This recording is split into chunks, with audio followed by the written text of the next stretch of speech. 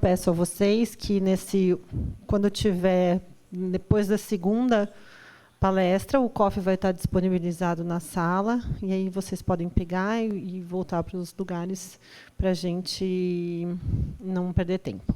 Então, vou passar de novo a palavra aqui para o João para a gente retomar o nosso período da tarde.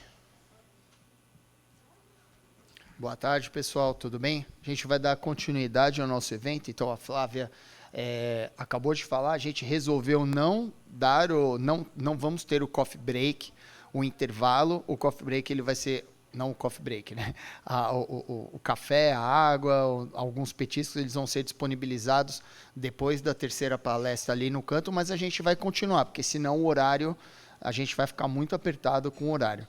Tivemos excelentes palestras de manhã, podemos discutir depois, ao final do evento, então a gente está fazendo isso exatamente depois para os palestrantes que ainda estiverem aqui, nós fazemos perguntas para eles e discutirmos então esses amplos tópicos que nós escolhemos a dedo para iniciarmos essas discussões de sustentabilidade dentro do ILSE. Então agora eu vou apresentar a nossa quarta palestrante, que é a Ellen Lopes. Então, ela é presidente do Instituto Food Design de Responsabilidade Social e ela é CEO e ponto focal para a cultura de segurança de alimentos no grupo Food Design. Ela é farmacêutica bioquímica, então minha colega de faculdade, com doutorado e mestrado em Ciência dos Alimentos pela Faculdade de Ciências Farmacêuticas, assim como eu também. Cursou o MBA em Gestão de Desenvolvimento Sustentável na FGV, especialização em Marketing pela Verax, CEDERU, na Universidade de Saragoça. Ela foi examinadora do PNQ em 3 ciclos, certificada pela International HACCP Alliance desde 2004, PCQI pela FSPCA, do Food Safety Preventive Controls Alliance. Atuou como expert em HACCP pela UNIDO, né, United Nations Industrial Development, para projetos em Moçambique e na Nigéria também. Ela tem mais de 40 anos de experiência em qualidade, segurança de alimentos, cultura de segurança de alimentos e sistemas integrados de gestão para alimentos. Além do Brasil, ela também atuou na Argentina, no Canadá, na Colômbia, Costa Rica, Estados Unidos, França, Portugal, México, Nigéria e Singapura. Então, ela é um nome fortíssimo que fizemos questão de convidar para o nosso evento de sustentabilidade. Ellen, por favor, muito obrigado. Deixa eu ver o... Bom, agora vocês vão ver uma pessoa de elevada altitude aqui, né? Alô, som. Eu prefiro, tá? Eu vou tirar a máscara agora. Bom, algumas pessoas podem, de repente, falar, bom, mas se ela trabalha com qualidade e segurança de alimento, o que está fazendo aí com sustentabilidade, né? Eu venho estudando desde o MBA, aliás, já começou antes, começou na faculdade, em 1975, eu li um artigo que falava de efeito estufa, não entendi nada do que tinha a ver com CO2, fui perguntar com o professor, e desde aí eu passei a me preocupar. Durante um tempo eu vivia angustiada, porque ninguém falava disso, e agora eu vivo angustiada, porque todo mundo fala, mas eu mesma tenho procurado entender, e o assunto é de uma complexidade enorme. Tá? Então, o que eu vou mostrar para vocês é o que eu aprendi até agora. O professor Galvão está aí? Ou ele foi embora? Tá, porque tem alguns fatos que, quando a gente vai procurar, existem várias estimativas, não tem um número único. Então, eu até falei para o professor Galvão, qualquer coisa, fique para ele ficar à vontade para até corrigir, acrescentar, porque o assunto realmente é bastante complexo. Tem mudador aqui, né? É este? Como é que muda ele? Tá. Então, nosso tema é esse, tá? O currículo, eu não sabia se ia divulgar em PDF, já está apresentado, não precisa falar. Para quem não conhece o que é a Food Design, é só para dizer que é um grupo de consultoria, treinamento. Aqui tem o Laser Point, que eu não sei como funciona. Deixa eu ver. Onde que é o Laser Point? Aqui? Aperta bastante. Ele é automático, aperta e segura. Aperta, segura. Então, é só para quem não tem ideia de onde eu venho. Então, é dessa entidade aqui, que é uma empresa privada, que eu fundei há 29 anos. E há 8 anos, com alguns colegas, a gente fundou uma ONG, uma entidade sem fins lucrativos, com o objetivo de apoiar as pequenas empresas, PMEs, né, como se chama, pequenas microempresas, né, para que a gente leve para elas o conhecimento de responsabilidade social e sustentabilidade. Então, cada vez mais eu tenho procurado me aprofundar para esta finalidade. Tá? Aqui é só uma charge que eu acho bem interessante, porque a sensação que eu tenho é que nós estamos sendo cozidos e a gente não está percebendo, que nem o sapo, que, quando você vai esquentando, ele não percebe. Nós temos 2 dimensões correndo em paralelo, uma da nossa rotina do dia a dia, e a gente fica muito limitado olhando o que está próximo da gente. E a gente perde muito essa dimensão macro, não só perde, muitas vezes a gente não conhece, né? E tem um monte de coisa que eu estou procurando conhecer. Antes de começar, eu queria fazer uma pergunta para vocês. Quem souber direitinho, por favor, não responda. Mas eu gostaria de saber. Se a gente joga um CO2 aqui, ele vai se dissipar. Tá? Quanto tempo ele leva para se dissipar? Alternativa A, B ou C? Quantos levantam a mão para a alternativa A? Ninguém. Para B, 2. E para C? 1, 2, 3, 4, 5, 6, 7, 8. E o restante? Não faz ideia. Tá bom. Então, vamos fazer ideia? Não é nenhuma dessas, tá? Tem várias estimativas. Essa eu peguei do nasa.climate. Eu procuro sempre ir para fontes que parecem conhecer melhor. 300 a 1000 anos. Vocês sacaram por que da urgência e importância de fazer isso para ontem? Por que o secretário da ONU falou em abril de que a gente estava ferrado? Sim ou não? Este dado muda alguma coisa na cabeça de vocês? Muda. Por que eu estou fazendo isso? Porque eu tenho uma amiga que mora na Suíça e os filhos dela aprendem isso na escola. E nós não. Aí eu fui, inclusive, atrás desse dado, porque mesmo quando eu fiz o curso, ninguém me falou disso. E tem coisas que eu comecei a ir atrás. Plástico, tipo garrafa PET, bandeja de poliestireno. Silvia que trabalha na você não vai falhar, não. Tá? 3 anos, 30 anos ou 300 anos. Quem vai para A, levanta a mão. Quem vai para B, levanta a mão. Quem vai para C? A maioria. Porém, peguei vocês de novo. Tá? A garrafa PET, se ela for enterrada, é pelo menos em torno... Óbvio que isso são testes, tem todo um cálculo e testes acelerados. O dado me parece bastante crível. American Chemistry Society, 2.500 anos. Poliestireno, mais de 2.500 anos enterrado. Tá? Tem país que já nem usa mais essas bandejinhas de isopor. Aqui eu fico neurótica de tanto que eu vejo. Aí eu vou na feira, eu levo sacolinha de papel, aí eu quero comprar fruta, eu falo, joga na sacolinha, levo um monte de sacolinha de papel. Aí ele me joga o saco plástico. Aí eu falo, não, tira o saco plástico. Aí ele rasga o saco plástico. Enfim, então isso aqui é só dados para a gente parar e refletir de que a encrenca ela é realmente muito, muito grande. Tá? Vamos ver se a gente consegue ver esse filme. Se conseguir, quem pode me ajudar, bota no minuto 3, por favor. Vai ter que pular o anúncio. Eu não sei baixar e botar no meu PowerPoint. Se alguém quiser me ensinar, por favor. Porque já quiseram me ensinar, mas toda vez eu estou apressada, eu não aprendo. Tá? Se der, senão a gente pula e eu conto o que eu quero dizer. Isso aqui é um filme que se chama How Gods Die. 3. E aí, quando estiver no 6, 6.9, você pode parar. A hora que aparecer um cemitério. Tá? Ok, dá para pôr o som? Isso aqui é sobre Rapa Nui, Ilha de Páscoa. Tá? não se tem absoluta certeza do que aconteceu. O povo da Ilha de Páscoa desapareceu, né? Mas muitos estudos indicam que aconteceu algo por aí. Não consegue o som? Bom, tem aqui a legenda, que ele é em inglês, mas está aqui. Eles eram pescadores. É um povo que chegou lá na ilha. Uau. Tá? E eles viviam da pesca. Palm tree, one of the largest varieties on Earth.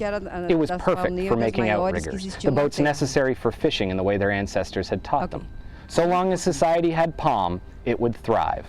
And for a time, it did. But it wasn't to last. All things atrophy. Their successes were what brought about their destruction. With each new palm cut, a new boat could be built, and with each new boat, new people could survive. The more fish they caught, the more fish they needed to catch. The cycle that built up these islands was rooted in unsustainability. What's more, the original settlers brought more than people. They brought rats. While their role in the destruction of this island is no doubt currently overstated, they had a profound effect on this society's collapse. With no natural predators, they quickly blossomed to over 1 million strong. Coconuts, seeds, plants, anything that wasn't watched like a newborn baby was eaten and destroyed. While they may not have taken down the trees themselves, they all but guaranteed they'd never come back. Within a few generations, the palm was gone, never to return. With no boats to fish from, society began to crumble. The people turned back to the land. Despite the rich volcanic soil, things only continued their downward spiral. They burned the remaining trees for charcoal and to make way for farms. As with the palm before them, the rats made short work of anything that tried to grow in its place. At some point, an islander made the choice to cut down the very last tree. Maybe they saw the writing on the wall. Maybe they didn't. Either way, the spiral continued. With no trees to hold it down, the dirt turned to dust and flew away. Farms became worse and worse. Soon there were little more than gardens, covered in rocks to hold down the little topsoil that remained. The population withered. Within a few generations, they turned to the rats. By the 1700s, their diet was 60% rat. It was all that was left.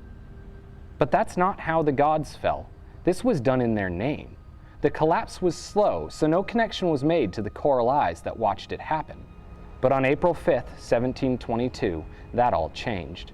A Dutch ship arrived looking for new worlds. It found a society crumbled but sustained. It would not leave it that way. The Dutch brought with them 2 gifts, smallpox and syphilis. Like the Americas before them, Rapa Nui fell to the scourge.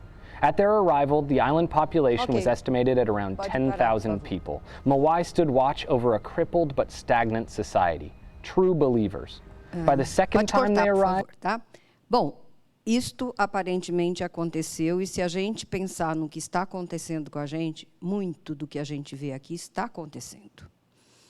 Tá? Então, ou a gente aprende com o passado, e não só com o passado, com o que os cientistas estão estudando e passando para a gente, ou, talvez, numa escala muito maior, obviamente, né, porque a gente é uma população muito maior, mas o caminho talvez seja semelhante. E eu não gostaria muito de comer rato, não, sabe, gente? Mas, enfim, então, primeira coisa é entender o problema. Ele é muito complexo. Eu não vou dizer que eu entendo. Eu tenho procurado entender. Tá? Não vou parar para mostrar esses gráficos. Esses gráficos são do IPCC, que é o painel que assessora a ONU. Né? Eles fazem estimativas de quanto a temperatura pode subir. A gente sabe do Acordo de Paris que, se a gente não bloquear em 1,5 grau, as consequências vão ser terríveis. Né? Aqui, mostrando o que normalmente... aqui é um dado, justamente, de IPCC, mostrando os impactos de aquecimento dos diferentes gases. CO2, metano, óxido nitroso, nós vamos parar por aqui. Tá? Então, a gente sabe, todo mundo ouve falar do CO2, quem é da área de alimentos ouve falar do metano, mas vamos só detalhar um pouquinho mais aqui. A causa primária, ninguém quer contar, né? Ninguém gosta de falar, é meio tabu. Nós estamos com quantos bilhões? Nós estamos com 8. Vamos chegar até 10, 11 em 2100? 50. E 2100?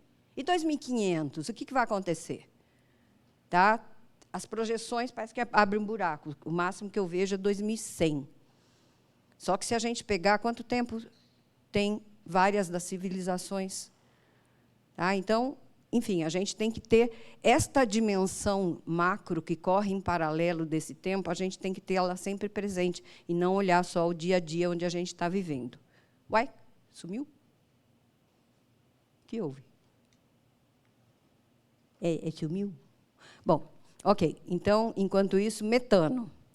Quando a gente vê o metano, eu vi que as estimativas variam muito das origens do metano. Tem várias que são naturais e tem outras que são induzidas pelo homem. Pode pôr o próximo, tá? E quando a gente olha das induzidas pelo homem, tem duas fontes que são bastante referenciadas, que são a questão da digestão dos ruminantes e também plantações de arroz que ficam submersas, né, e que acaba ali tendo uma microbiota que acaba produzindo metano. Próximo. Tem também um artigo que eu li falando de que, à medida que a Groenlândia vai descongelando, a tundra é produtora de metano. Então, tem um estoque de metano absurdo na Groenlândia. Pode avançar mais. Próximo.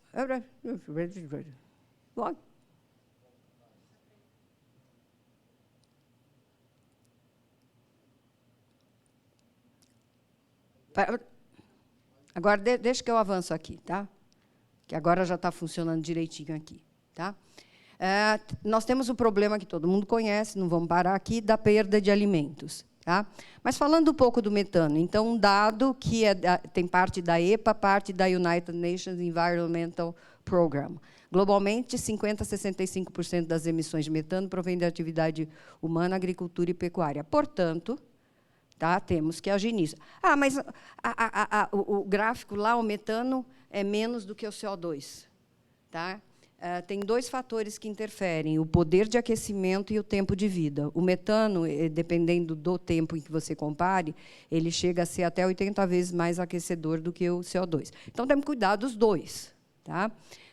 Do CO2, a gente ouve falar muito, mas temos que cuidar, então, de encontrar formas de consumo de proteína animal que não... Primeiro, a criação do gado, tem muita gente estudando, a alimentação parece que mais natural. Nós tivemos um caso recente que a gente apresentou um estudo de caso pela nossa ONG, o IFDRS. Quem for no Instagram, ele em breve já vai estar disponível lá, tá? Que mostra um caso de agricultura regenerativa, alimentação do gado com arbustos e árvores, que não é muito usual. E ele mostra, ele está fazendo todo um estudo com a universidade, mostrando a queda de metano com esse tipo de alimentação. Então, é só dando exemplo, gente. Aqui daria para a gente passar aqui uma semana falando do pouquinho que eu conheço, e se juntar com o que um monte de gente conhece, a gente vai passar um ano aqui. Tá? Então, é só para dizer que temos que trabalhar nisso. Quando a gente fala plantio de arroz por irrigação várzea inundada, de repente, a gente tem que mudar o sistema para uma irrigação mais gotejada e trabalhar muito com a ciência no sentido de mudar essa condição. Né? Isso sem falar de outras culturas, a tundra, etc., que a gente falou. Se a gente olha um sistema alimentar, o que a gente tem? Tá? A gente precisa ou de coisas que vêm da pecuária, coisas que vêm da pesca, as verduras, legumes e frutas, os insumos petroquímicos, a bioquímica, cuja base é a fermentação, mas a gente tem também alguns insumos minerais e tem a água. Tudo isso faz parte. E aqui também, em cada um desses braços, a gente tem que ter atuações. Algumas impactam mais. A gente sabe que a água potável está diminuindo. Então, cada vez mais, a gente vai ter demanda de redução de consumo de água, e isso pode impactar o quê? Por exemplo, a segurança de alimentos. Então, tem muita coisa aqui que acaba, inclusive, se entrelaçando com a questão da sustentabilidade. Se a gente parar aqui, por exemplo, já falamos do que pode se fazer com a questão do gado. Tá? E a pesca? A pesca quando ela é feita em grande escala por barcos pesqueiros, forma verdadeiros desertos no oceano, porque a rede, de até 1 quilômetro, ela vem varrendo todo aquele fundo do mar, quando alcança, e destrói toda a microbiota existente ali e a macro, entre aspas, biota.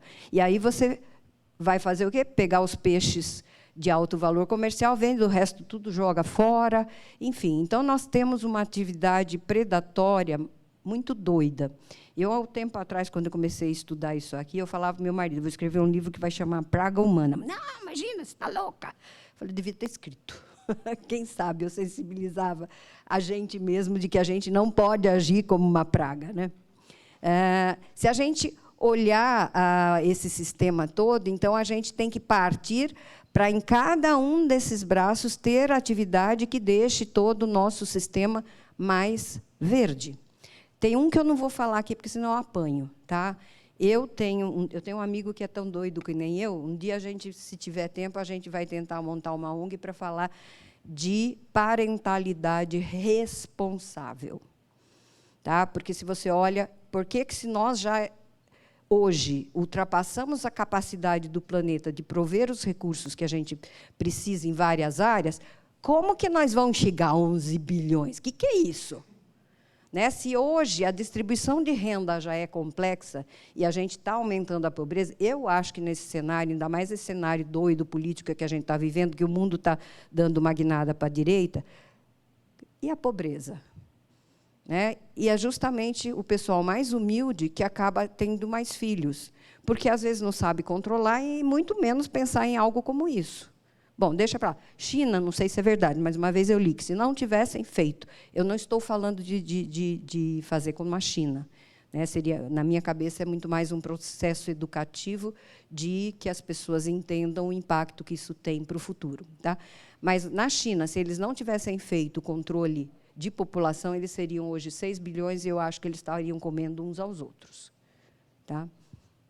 Não me joguem tomate, por favor, porque toda vez que eu falo isso, tem gente que depois vem falar que eu quero matar as pessoas. Não quero matar ninguém, quero só reduzir natalidade planejadamente, que é algo extremamente, a gente sabe, muito complexo, porque, se eu diminuo a natalidade, eu começo a afetar vários negócios, a economia, é muito doido. Por isso, tudo, a ONU tem todos os seus objetivos de desenvolvimento sustentáveis, para que a gente possa alcançar tudo isso em 2030. Eu acho que cada vez será mais difícil, com guerra e com tudo que aconteceu com a pandemia, mais difícil. Mas, enfim, de agora em diante, o que eu gostaria de mostrar é algumas iniciativas, porque, para isso funcionar, é óbvio que eu tenho que ter toda uma política macro estimulando e orientando um caminho mais verde, e preciso de estimular o engajamento da sociedade, né? E fazer processos educacionais como esse que está sendo feito aqui.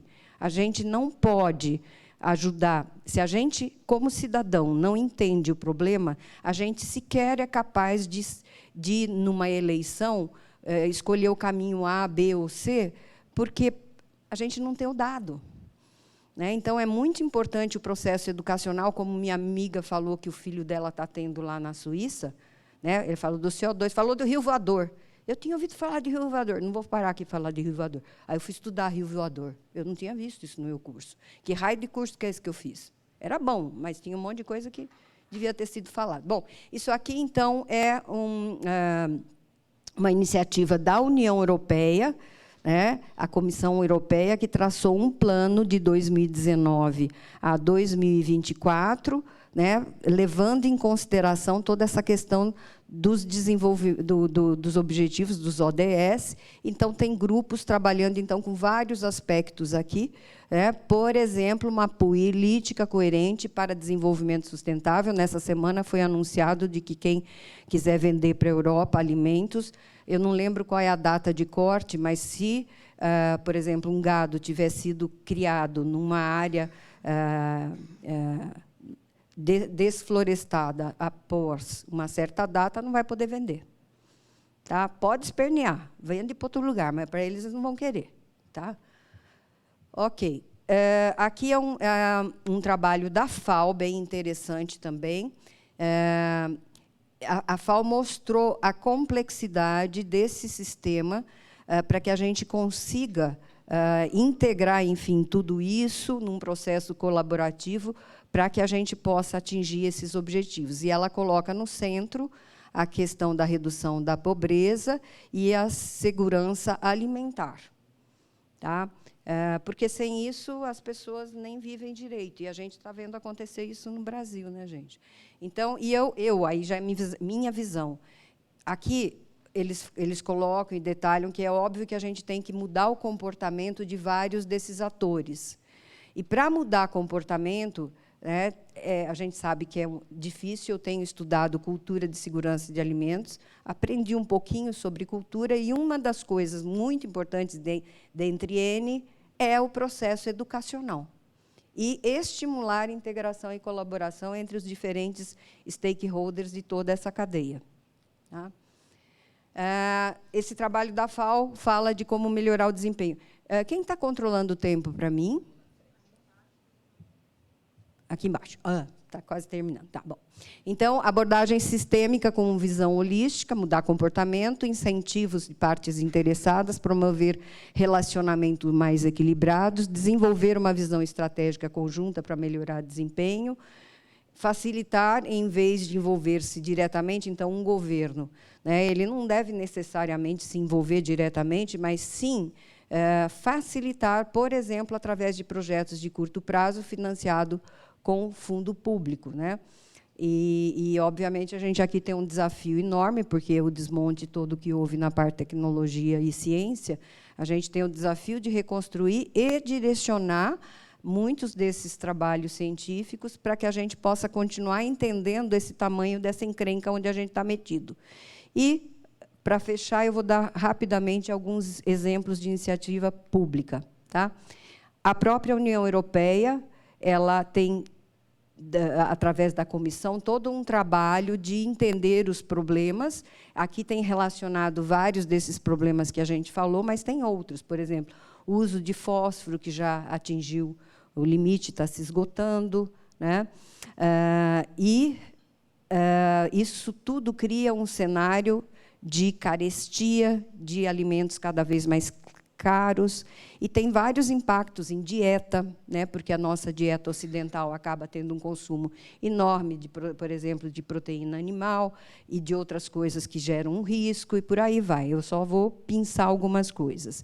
E o que é legal é que também eles fizeram uma definição, tem várias, mas eu procuro essas mais macro, né, de entidades mais significativas. O que é alimento sustentável?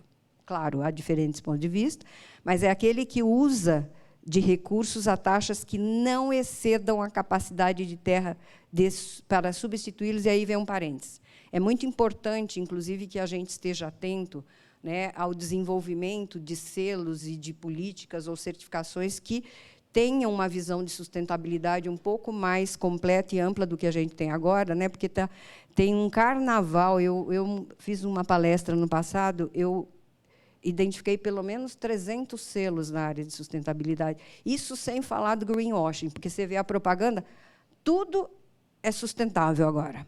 Aí, outro dia, tinha uma empresa que dizia assim, num tom messiânico, né, porque nós optamos pela sustentabilidade. De concreto, eu não vi eles falar nada. Só porque você opta mentalmente pela sustentabilidade, você é sustentável, enfim. Então, temos que tomar muito cuidado com tudo isso. Né? E aqui eles fizeram, inclusive, uma consulta pública, e um dos pontos que saiu como resultado é que a gente tem que melhorar o conhecimento técnico sobre os impactos ambientais dos alimentos, como estamos fazendo agora. Estimular a produção sustentável, para isso eu preciso saber o que é a sustentabilidade, a gente já deu aqui a definição. Promover o consumo sustentável, então, tem na ponta que interferir no comportamento do consumidor, que, de certa forma, já vem acontecendo consciente ou inconscientemente.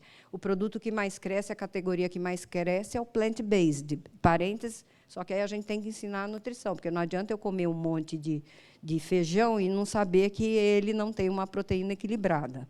Não adianta eu ir para um queijo lactose free e não contar para os diabéticos que eu aumentei o teor de glicose, e assim vai. Tá? Reduzir desperdício, melhorar carência, a coerência em toda a política alimentar. Tá? E, por conta de tudo isso, eles fizeram um grande acordo, que é o Green Deal, onde eles pretendem investir nesta década 1 trilhão de euros, e aqui o Brasil tem uma oportunidade incrível de se engajar de novo nessa vertente da sustentabilidade, retomar os trilhos, porque isto vai ajudar o nosso desenvolvimento numa direção de uma economia verde. Né? E alimentos, para nós, já que nós somos, entre aspas, o celeiro do mundo, a gente tem que ser o celeiro verde. E sem destruir toda a Amazônia, só vou fechar agora a minha fala dizendo, eu fiz um cálculo. Professor Gavon, o senhor está aqui? Não está. Eu fiz um cálculo na época da pandemia, de mesmo que o pessoal da pecuária fala, o problema é a ocupação ilegal das terras. Tá? Eu fiz um cálculo, você pegando o módulo legal que você pode ocupar na Amazônia, eu fiz o cálculo de quanto tempo, a partir dos dados que eu tinha, levava para destruir a Amazônia. Tá? Então, depende muito do número de quantas pessoas estão ocupando legalmente. Dá de 30 a 300 anos, tá? Nos meus cálculos. Tá? Isto, terra legal. Portanto, o buraco está bem mais embaixo, o problema não é só a ocupação oficial, não oficial. Ok? Então, é isso. Obrigada a todos. Acabou meu tempo. Tá? As perguntas ficam agora ou depois? Obrigada.